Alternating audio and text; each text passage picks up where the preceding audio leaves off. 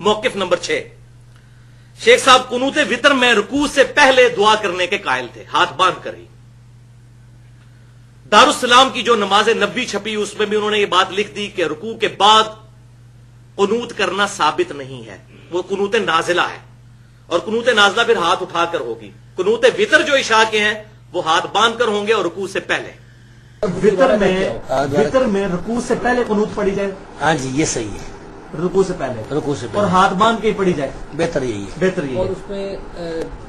سورہ فاتحہ کے بعد ہم سورت میں لاتے ہیں، پھر بعد میں پڑھتے ہیں دعائے قنوت، اس میں وقفہ کیا جائے کہ رفع یدین کیسا کرتے ہیں ہم لوگ؟ اگر انبیوں کی طرف حجین کر لے اللہ اکبر کے تو بھی ٹھیک ہے، کچھ آثار ہے، اور اگر آثار ہیں اس بات، آثار ہیں آپ نے بتایا تھا، اور اگر وہ نہیں کرتا تو وقفے کے بغیر پڑھتا تو اللہم انا نستعینک و نستغفرک، یہ روایت صحیح ہے؟ سیدنا عمر رضی اللہ تعالیٰ سے ثابت ہے، ثابت ہے، ہاں کچھ تقدیم تاخیر کے ساتھ، ہاں یہ جائز ہے۔ سر 3 وطر کا ذرا طریقہ بتا دیں کیا ہوگا؟ 3 وطر کا بہترین طریقہ یہ ہے کہ 2 رکعت پڑھ کے سلام پھیر دے پھر ایک پڑھے،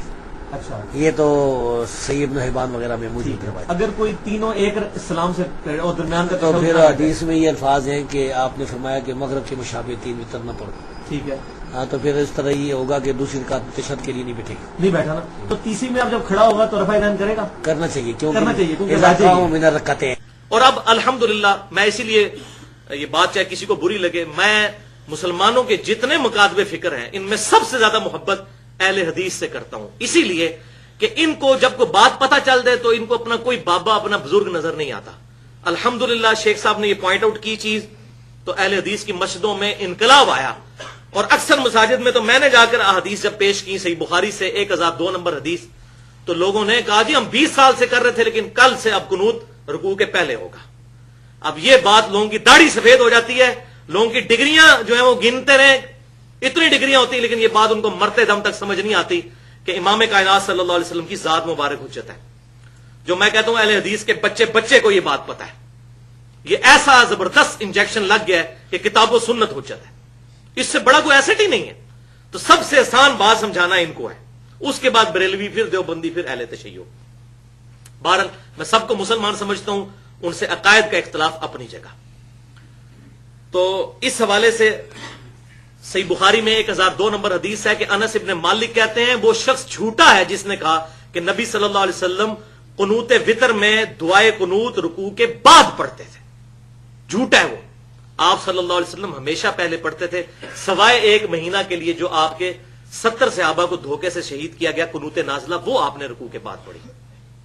الحمدللہ بالکل واضح صحیح بخاری کے اندر یہ موجود ہے۔ تو یہ انہوں نے کتاب میں بھی چھاپ دیا اور اس کی وجہ سے لوگوں نے رجوع کیا، اور پھر اسی نماز نبوی میں دارالسلام والی میں شیخ صاحب نے علماء عرب کا بھی رد کیا، کیونکہ علماء عرب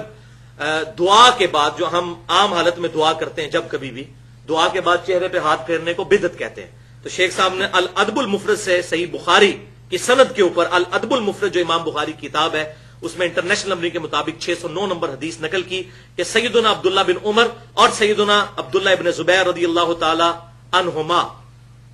جب بھی دعا کیا کرتے تھے تو دعا کے بعد اپنے دونوں ہاتھوں کو چہرے پر پھیرا کرتے تھے، اور کہا یہ حدیث بالکل صحیح ہے، اور الحمدللہ اس کی وجہ سے یہ بات بھی، ویسے یہ پاکستان میں تو 99.9% اہل حدیث کا عمل اس پہ ہے اور امت کا عملی تواتر اور اجماع ہے۔ بہرحال اس حوالے سے 250 منٹ کی میری گفتگو ہے، مسئلہ نمبر 75A اور B کے نام سے بدعت سے متعلق فرقہ وارانہ نظریات کا تحقیقی جائزہ، اس میں میں نے یہ چیزیں بیان کی ہیں۔